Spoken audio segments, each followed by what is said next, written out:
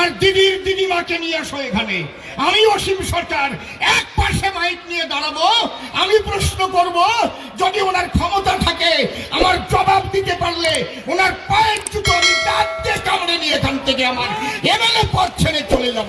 মিথ্যা কথার রাজনীতি অসীম সরকার করে না।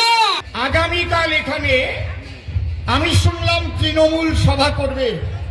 এখানে নিশ্চয়ই তৃণমূলের তোলামূলের বিভিন্ন রকমের মানুষ তারা দাঁড়িয়ে আছে, চুপি চুপি শুনছে। কালকে নাকি এখানে বাদাংশু নাকি আসবে, ওই শুনলাম আর কি নাম, ওই যে পরের টুকার আমি বলবো না, ওটুকু আপনারা শুনে বুঝে নেন। ওনার কাছে আমি কয়েকটা প্রশ্ন করে যাব। উনি কেন ওনার দিদির দিদিমাও যদি পারে যেন এই জায়গায় জবাব দেয়, তাহলে তার পরের দিন আমি আবার এসে সভা করবো এখানে, যদি উনি জবাব দিতে পারে।